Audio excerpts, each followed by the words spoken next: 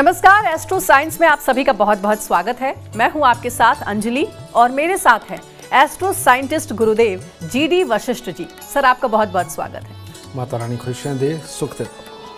अगर आपके घर में पारिवारिक शांति नहीं है, घर में लोगों के आपस में रिश्ते अच्छे नहीं हैं, पारिवारिक सदस्यों में हमेशा मतभेद होता है, लोग एक दूसरे से उखड़े उखड़े रहते हो, हर बात में विवाद होता हो और आप अपने घर में सुख शांति चाहते हैं, तो बने रहें हमारे साथ, क्योंकि आपके घरेलू कलेश का कारण और निवारण लेकर हमारे साथ हैं आपके अपने एस्ट्रो साइंटिस्ट गुरुदेव जीडी वशिष्ठ जी। गुरुदेव से जानेंगे घरेलू अशांति क्यों होती है और किस खास उपाय से घर में सुख शांति का वास होगा। आज का एपिसोड बहुत ही खास है क्योंकि आपके पारिवारिक कलेश को गुरुदेव जड़ से उखाड़ देंगे। तो गुरुदेव, आज के अपने शो की शुरुआत करते हैं। सबसे पहले, क्योंकि हमने पारिवारिक कलेश की बात की, अगर पति पत्नी के बीच की बात करें तो अक्सर कई घरों में ये देखने को मिलता है कि पति पत्नी के बीच में कलह होती है।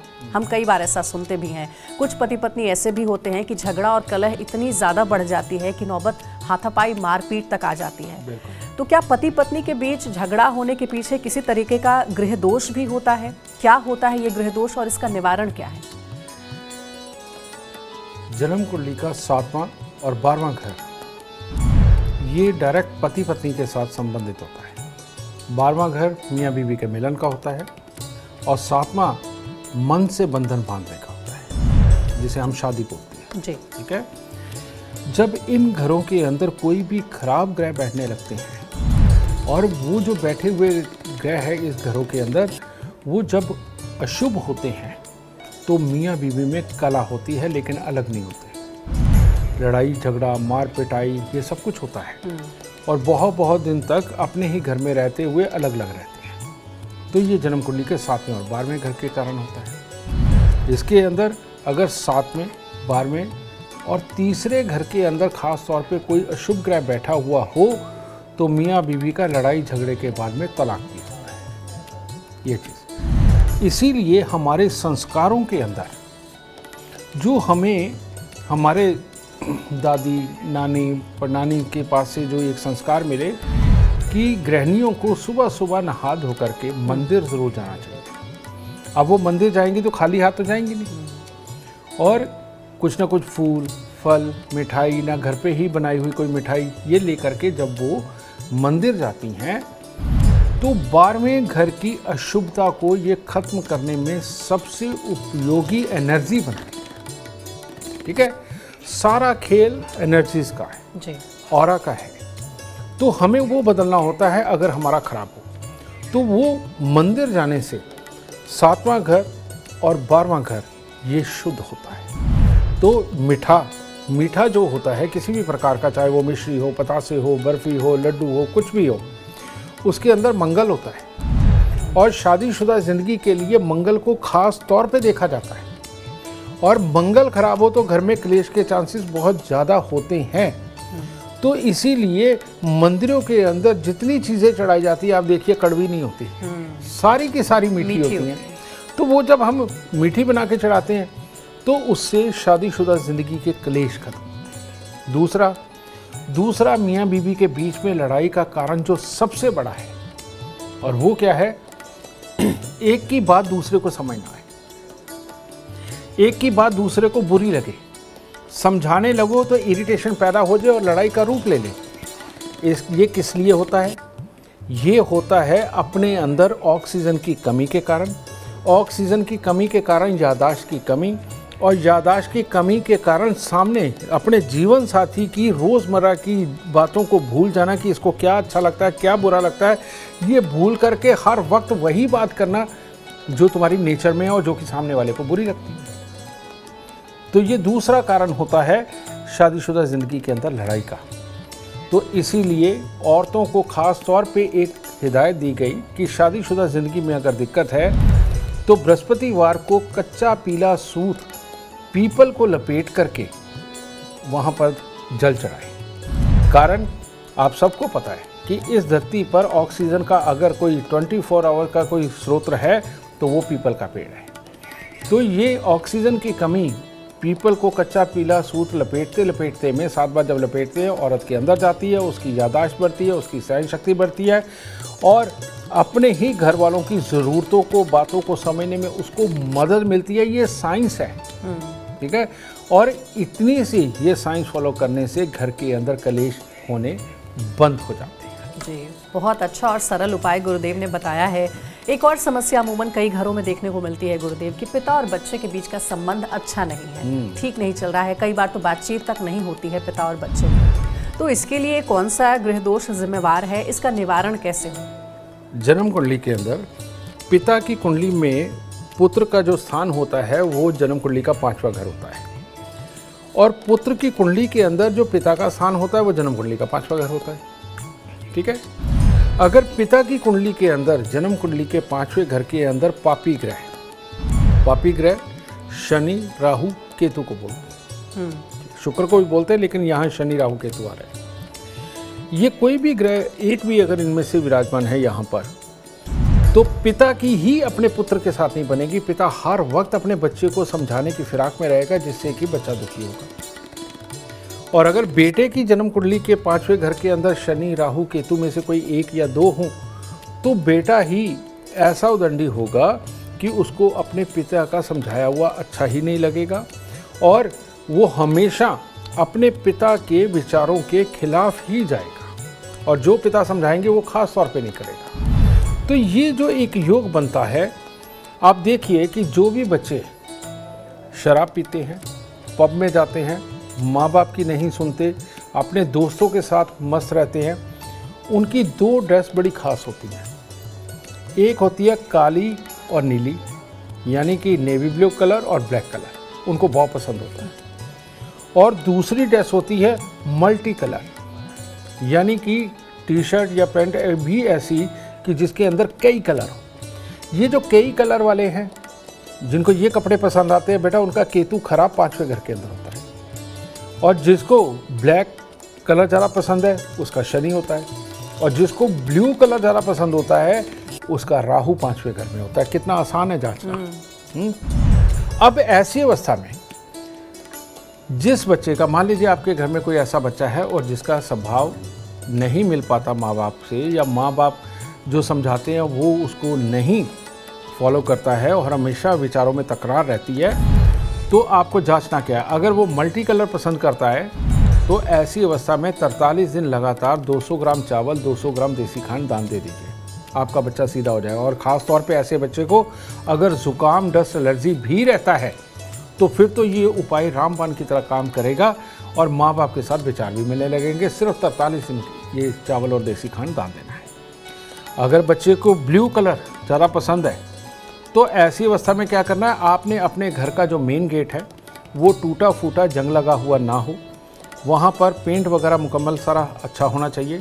और जो घर का मेन गेट है उसकी दहलीज के ऊपर चांदी की एक आधे इंच मोटे पतरा लगा दीजिए, ताकि आपका बच्चा जब घर में एंटर हो तो नेगेटिव ऊर्जा सारी बाहर ही रह जाए। चांदी में ये खासियत है कि नेगेटिव ऊर्जा, या आप ये कहें कि जो बुरी हवाएं हैं वो चांदी के आगे नहीं ठहरती। तो जैसे ही आपके घर की दहलीज में एंटर करेगा तो वो नेगेटिविटी बाहर छोड़ाएगा, ठीक है। और जब घर के अंदर रहेगा कूल रहेगा। और एक चांदी का ठोस हाथी बनाइए जो कम से कम 60 ग्राम का हो, जिसकी सूंड नीचे को हो, राइट पाँव आगे को हो, वो उसके सोने वाले कमरे में बेड के आसपास रख दीजिए। ये इसकी पॉजिटिव ऊर्जा को हमेशा बना करके रखने में उसकी मदद करेगा। तो ये ब्लू वाले भी हो गए। अब आगे ब्लैक वाले। अगर आपके बच्चे को ब्लैक कलर बहुत ज़्यादा पसंद है और चिड़चिड़ा रहता है, उसकी आंखों में दिक्कत रहती है, इरिटेट रहता है, जल्दी बाल सफ़ेद भी हो रहे हैं, अगर इस तरह के सिम्टम्स बच्चे के अंदर है और आपका कहना नहीं मानता और आपस में नहीं बनती है, कुछ नहीं, माँ करे या बाप करे, 43 दिन लगातार 8 साबुत बादाम लेकर के मंदिर चढ़ाएं, प्रणाम करें, आते हुए 4 वापस उठा करके ले आने, ठीक है, और लाके लोहे के डिब्बे में बंद करके उनको किसी अंधेरी जगह पे रखें जहां सूरज की रोशनी ना पड़ती हो। 43 दिन ऐसा करने के बाद डिब्बे को बंद करके वहीं पड़ा रहने दें और 1 साल तक इन बादामों को अपने घर पे रखें। 1 साल बाद उठा करके बादामों को जल प्रवाह कर दें, डिब्बा कहीं बाहर फेंक दें। आप ये करके देखिए, पक्की बात है, ये लाल किताब अमृत के उपाय, वशीय ज्योतिष के उपाय आपकी पूरी ज़िंदगी के दुख तकलीफ ख़त्म करने में पूरी तरह सक्षम है। बहुत सरल उपाय बताए हैं गुरुदेव ने और अमूमन कई घरों में ये समस्या देखने को मिलती है। आप ये उपाय ज़रूर अपने घरों में अपनाएं और देखिए आपकी समस्या का निवारण ज़रूर होगा। आप देखते रहिए एस्ट्रो साइंस। हमारे एस्ट्रो साइंटिस्ट गुरुदेव GD वशिष्ठ जी आपको सरल उपाय आगे भी बताने वाले हैं जो आपके घर में हर तरह के कलह को जड़ से खत्म कर देगा। गुरुदेव ऐसा कहते हैं कि बच्चे की सबसे पहली गुरु या फिर दोस्त कह लें वो उसकी माँ होती है। माँ और बच्चे का प्यार किसी गवाही का मोहताज नहीं है। लेकिन अगर बच्चे अपनी माँ की ना सुनते हो या हमेशा अपनी माँ से कटे कटे रहते हो, इसके पीछे का क्या कारण है और ऐसी माँओं को क्या उपाय करना चाहिए? यही बात है बेटा कि हम ये एक्सपेक्ट करते हैं कि एस्ट्रोलॉजी के पास हर जवाब है और हर सवाल जब मर्जी दागे और उसका जवाब सामने से आ जाएगा। इसके पीछे टेक्निकल रीज़न बहुत सारे हैं। टेक्निकल रीज़न क्या है? अगर माँ की जन्म कुंडली के अंदर चौथे घर के अंदर कोई बहुत ही खराब ग्रह बैठे हैं तो उसके घर में तो क्लेश रहना ही रहना है। और अगर बच्चे की जन्म कुंडली के अंदर चंद्रमा बहुत खराब अवस्था के अंदर है तो ऐसी अवस्था में भी माँ के दुखों का कोई ना कोई हिस्सा पैदा होता ही रहेगा। और बच्चे के लगन में या चौथे घर के अंदर कोई खराब ग्रह बैठे हैं तो माँ के साथ उसका कोई ना कोई टकराव वैमनस्य चलता ही रहेगा। अब ये दो चीज़ें हो गई। इसका मैं इलाज तो आपको दे रहा हूँ यहीं पे। खास तौर पे माँ के साथ में सारी ज़िंदगी बच्चे की बॉन्डिंग बहुत शानदार रहे और माँ और बच्चा दिल से एक रहे, चाहे वो लड़का हो चाहे वो लड़की हो। इसका उपाय तो आज मैं आपको देने वाला हूँ। लेकिन आपको ये मैं कहना चाहता हूँ कि सारी दुनिया को उनका भविष्य बता करके सही यकीन दिलाने का काम हमने किया है और इसके लिए मैंने अपना नफ़ा नुकसान बिल्कुल नहीं सोचा और मेरे को सिर्फ आप लोगों के दुख से मतलब था। इस वजह से आप सबके लिए मैंने क्या किया है, आप अभी के अभी एंड्रॉयड फ़ोन के अंदर प्ले स्टोर में जा कर के एस्ट्रो साइंस ऐप डाउनलोड करें और माँ की भी डेट ऑफ बर्थ टाइम डाल के और बच्चे की भी date of birth time birth place डाल के एक तो बच्चे की लक मीटर के अंदर राशि चेक कर ले और एक उसके अंदर सेक्शन है कुंडली के बहुत बुरे योग, उसके अंदर चेक करिए। आपको सारी चीज़ का विवरण मिल जाएगा कि इन लोगों की माँ की मानसिकता क्या है, बेटे की क्या है, माँ कहाँ गलत हो सकती है या बच्चा कहाँ से गलत हो सकता है और उसका उपाय क्या है। वो अगर आप सटीक उपाय करते हैं जो कि मैंने आप सबके लिए बिल्कुल फ्री में कर दिया है, 1 रुपया भी नहीं लेते हम उसका, ठीक है। और ये सब आप लोगों का दुख मिटाने के लिए, घर घर से दुखों को मिटाने के लिए ये मैंने किया है काम जी। तो इसके अंदर जाकर के देखिए और देख के बहुत बुरे योगों का इलाज करिए, सुखी हो जाएंगे। और वैसे इसका जो जनरल इलाज है कि माँ बच्चा एक हो जाए और आपस में तकरार ख़त्म हो। पहले लोग सुबह नहा धो करके जल लेते थे, जल में थोड़ा सा दूध डालते थे, 4 दाने चीनी के डालते थे और जाकर के बड़ के पेड़ पे चढ़ाते थे और गीली मिट्टी का तिलक लगा के आया करते थे। सबसे उत्तम इलाज ये है। इसके अलावा अगर बड़ का पेड़ आपके घर पे नहीं, जैसे कि पहाड़ों पे नहीं मिलता, तो ऐसी अवस्था में आपने क्या करना है कि दूध में हलवा बनाना है, यानी कि सूजी भूननी है, घी के अंदर चीनी वैसे ही डालनी है। जब पानी डालने का वक्त आता है तब आपने उसके अंदर दूध डालना है और उसको पका लो। और हर मंगलवार को ये दूध के अंदर बना हुआ हलवा मंदिर चढ़ा करके गरीबों में बांटो। ये सबसे उत्तम इलाज है माँ और बच्चों के आपस में अच्छी बॉन्डिंग बनाने के लिए, रुपए पैसे प्रॉपर्टी के अंदर आने वाली बाधाओं को हटाने के लिए, अपने घर के अंदर बिल्कुल कूल माइंड होके हंसते खेलते आपस में परिवार को चलाने के लिए सबसे उत्तम उपाय है जो आपको ज़रूर करना चाहिए जी। और अब अगला सवाल जो है गुरुदेव, वो लगभग हर घर की समस्या है। वो सवाल ये है कि कहते हैं कि शादी के बाद बहू जो है वो अगर किसी के सबसे करीब होती है तो वो अपनी सास के करीब होती है, लेकिन सास बहू की जो नोक झोंक है वो अगर बढ़ जाती है तो पूरा घर का माहौल मानो बिगड़ जाता है। ऐसे कौन से ग्रह हैं जो सास और बहू की आपस में नहीं बनने देते हैं? उनका वैचारिक मतभेद बड़े झगड़े में बदलकर रोज घर का माहौल खराब कर देता है और इसके लिए क्या खास उपाय हैं जिससे कि सास और बहू में प्यार बढ़े, कभी तकरार ना हो? जन्म कुंडली के अंदर चौथा घर होता है माँ का, पति की माँ, और 7वां घर होता है पति का, अगर हम एक लड़की या औरत की कुंडली की बात करते हैं जी। चौथे घर से पानी देखा जाता है और 7वें घर से मिट्टी देखी जाती है, खेती वाली, ठीक है। तो इन दोनों का मेल तो है ही नहीं। अगर लिमिटेड मात्रा में खेती के अंदर पानी जाए तो फसल पैदा होती है, घर में खुशहाली आती है ना।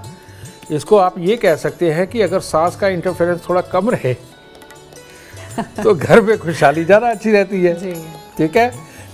लेकिन अब बाढ़ वाली सिचुएशन देखिए कि बाढ़ आती है तो वो क्या करती है, जब बाढ़ आती है वो खेतों की मिट्टी को काट के बहुत बड़ा हिस्सा अपने साथ बहा करके ले जाती है, यानी कि इसे बोलते हैं चौथे और सातवें घर की लड़ाई, यानी चंद्र शुक्र आपस में मिलकर के नीच केतु बनाते हैं। ये एस्ट्रोलॉजिकल वे है इसको जानने का। तो ये पानी और मिट्टी की जो लड़ाई है यही सास और बहू की लड़ाई है जी, ठीक है। इसके अंदर हमें देखना क्या है, अब हो सकता है बहू गलत हो सकता है सास गलत हो, तो ये चीज़ है।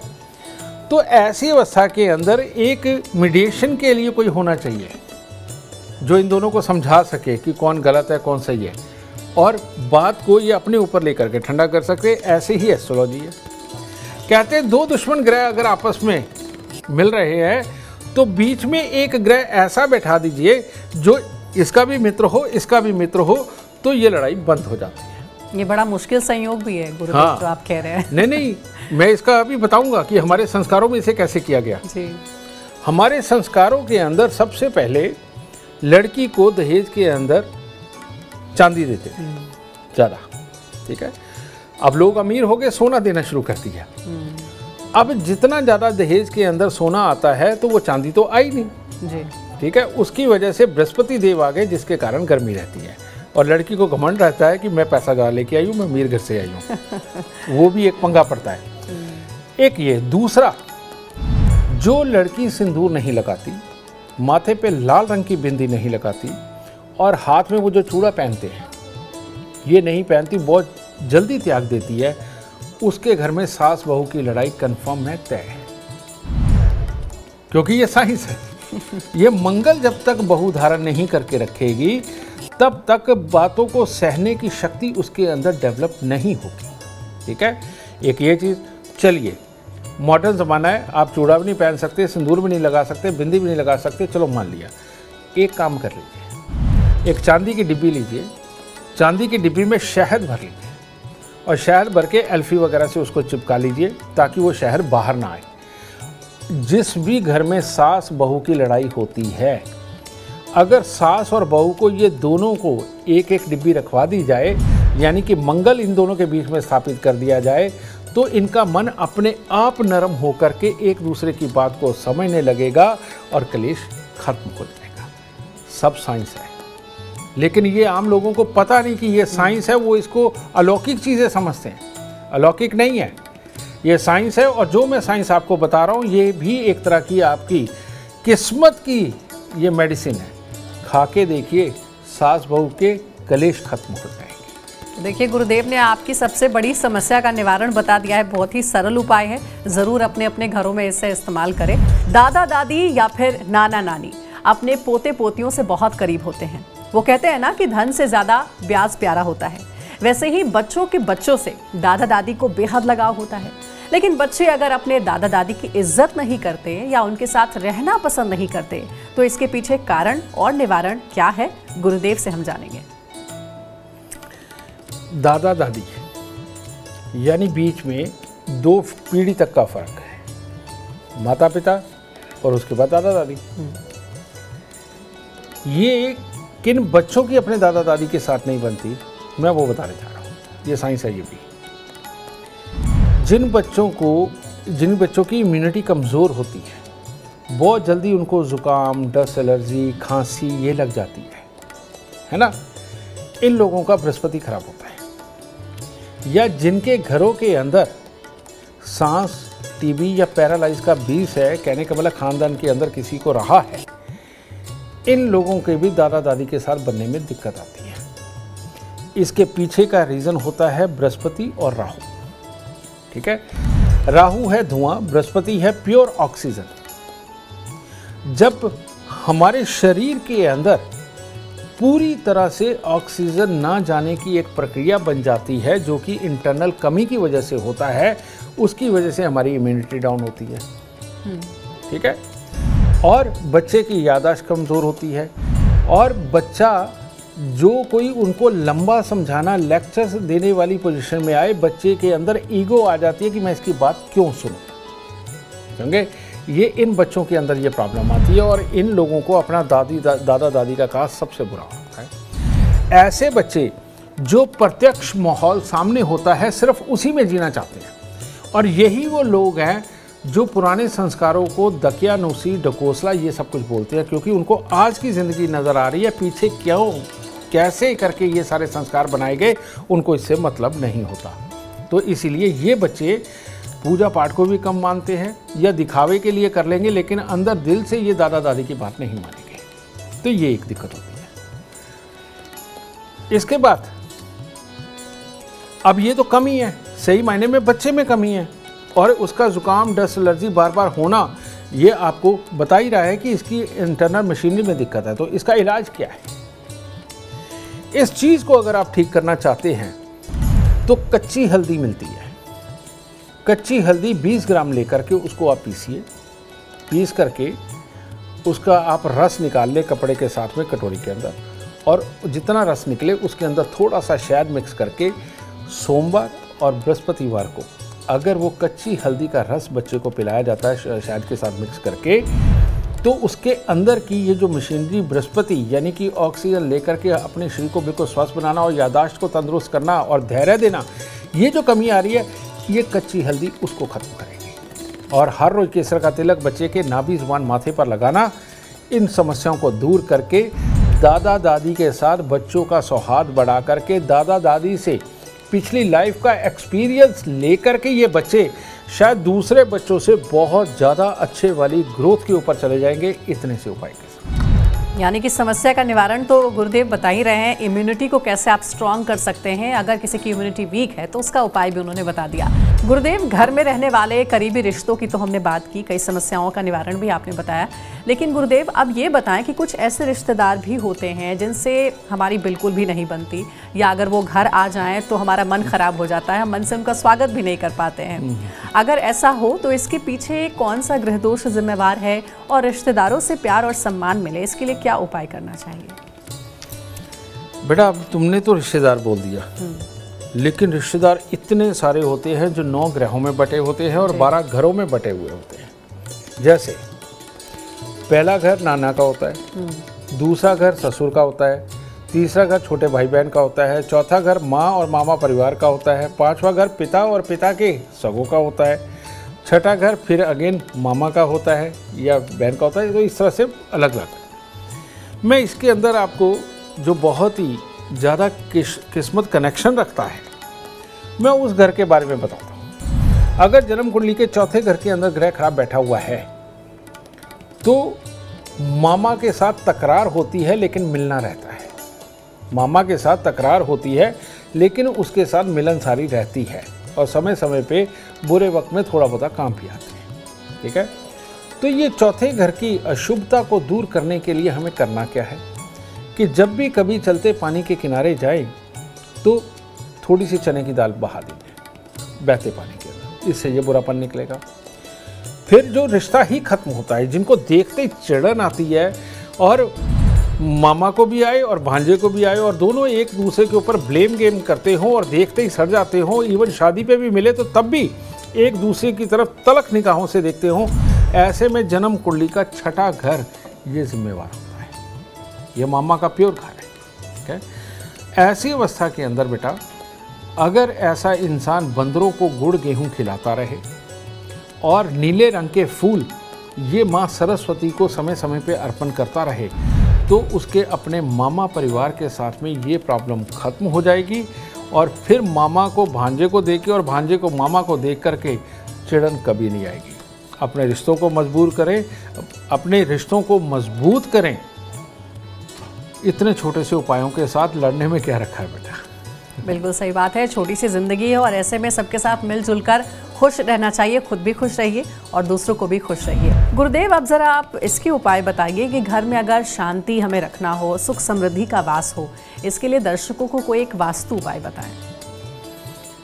जन्म कुंडली का जो दूसरा घर होता है ये धन के लिए होता है, लिक्विडिटी के लिए, अपने कुनबे के लिए, ससुराल के लिए और हमारी वाणी के लिए जन्म कुंडली का दूसरा घर देखा जाता है। लेकिन जो मैं बताने जा रहा हूँ, हो सकता है आपके घर पे आने वाले कोई भी वास्तुकार वो इस बात को ना माने, लेकिन जो अभी मैं बताने लगा हूँ उससे प्रैक्टिकल आप स्वयं करके देखें और देखें कि उसका रिजल्ट आता है या नहीं।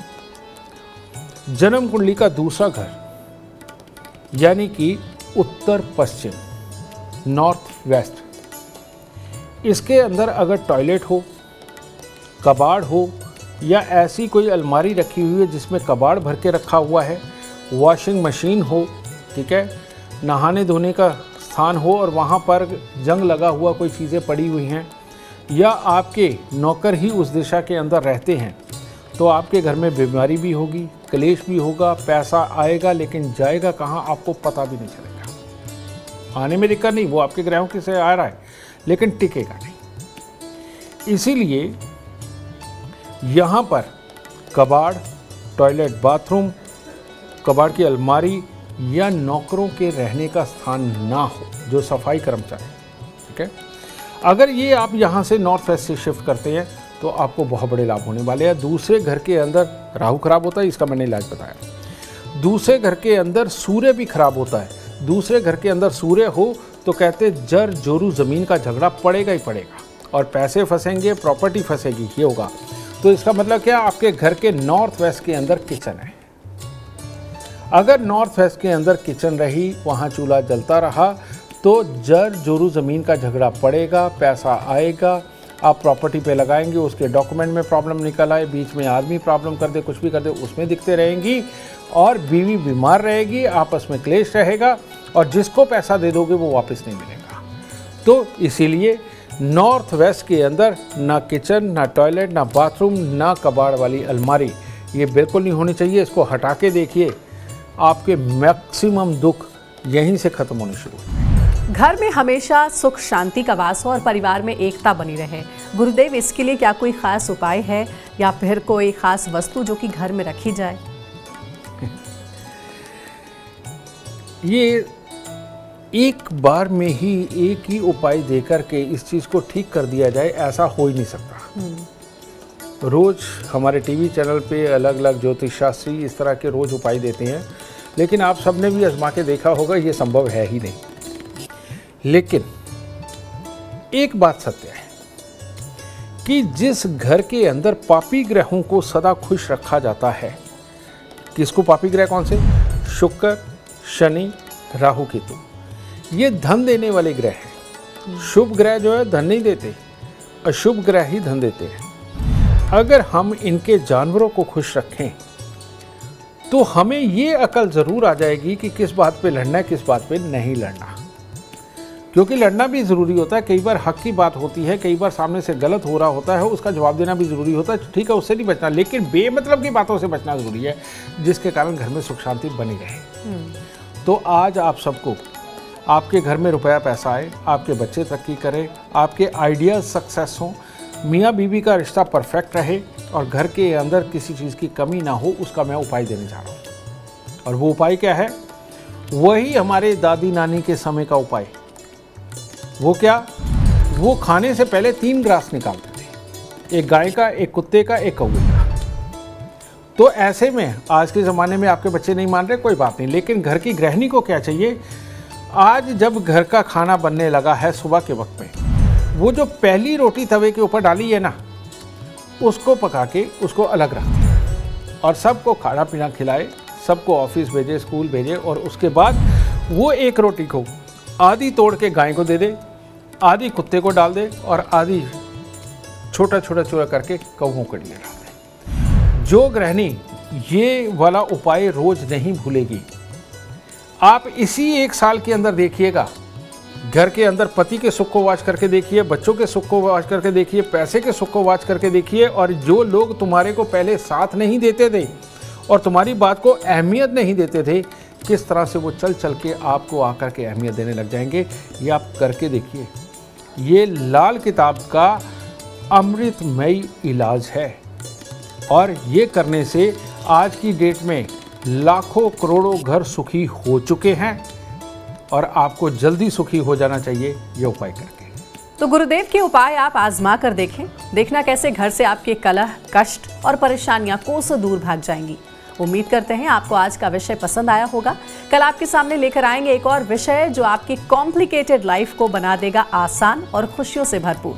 अगर आप हमारे गुरुदेव से मिलना चाहते हैं या पर्सनली बात करना चाहते हैं तो हमें आप कॉल करें 9999990522 पर। फिलहाल समय हो गया है आपसे इजाजत लेने का। आप बने रहे हमारे साथ और हमारे एस्ट्रो साइंटिस्ट गुरुदेव GD वशिष्ठ जी के साथ।